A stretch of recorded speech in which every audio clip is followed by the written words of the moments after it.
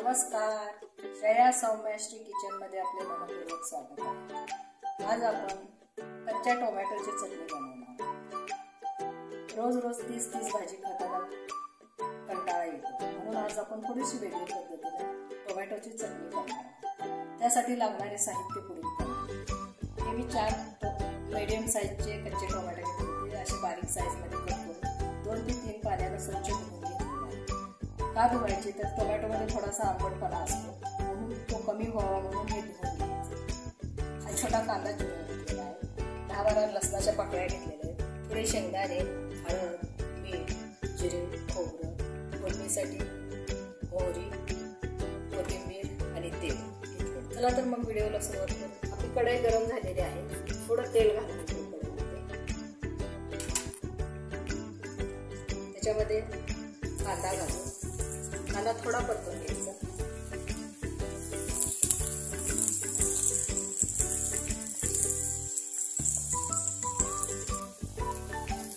आता आपला कांदा परतून झालेला आहे।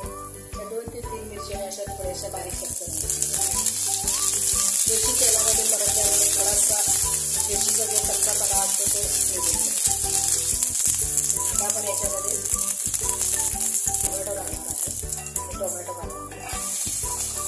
टोमॅटो चांगले डाग पडेपर्यंत भाजून घ्यायचे।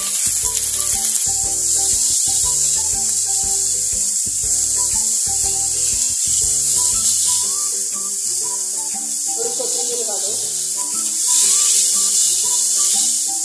अर्धा चमचा जिरे घालू,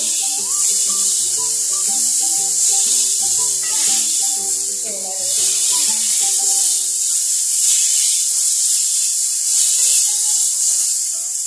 10 ते 15 लसणाच्या पाकळ्या त्या पण घालू। हे सगळं साहित्य एकत्र चांगलं परतून घेऊ। थोडे हळद घालू,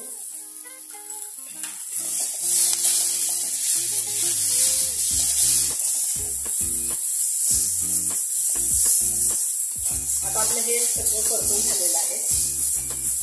मी गॅस बंद करून घेते आणि हे ओलं खोबरं आहे हे आपण याच्यावरती घालू। सगळं भाजून झाल्यानंतर मग याच्यावरती ओलं खोबरं हे एका प्लेटमध्ये काढून घेते। सगळं प्लेटमध्ये काढून घेतलेलं आहे। हे जरा थंड झाले की मी मिक्सरला फिरवून घेणार आहे आणि याला फोडणी करणार आहे। आता हे थंड झालेलं आहे, मी याच्यामध्ये चवीपुरतं मीठ घालून घेते। तुम्हाला जर आवडत असेल तर तुम्ही 1 चमचा साखर पण घालू शकता। त्याला वाटून घेऊ। आपण हे मिक्सरला वाटून घेतलेलं आहे। आपण आता तडका देणार आहोत। त्यासाठी मी तडका पॅनमध्ये 2 चमचे तेल घेतलेलं आहे।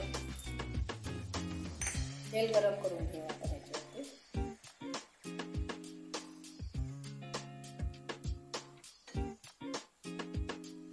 त्याच्यामध्ये थोडी मोहरी घालू,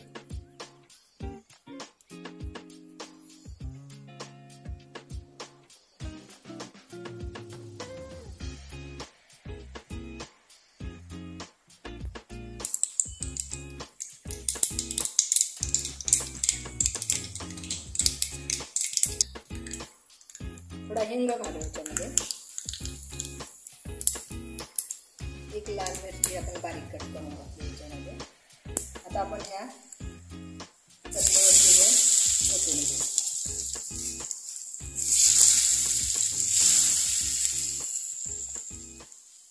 खूप छान झाली आपली चटणी। आता आपण याच्यावरती थोडी कोथिंबीर घालू। खूप छान लागते। अशा पद्धतीने तुम्ही पण नक्की ट्राय करून बघा कशी वाटते ते। तुम्हाला जर माझी रेसिपी आवडत असेल तर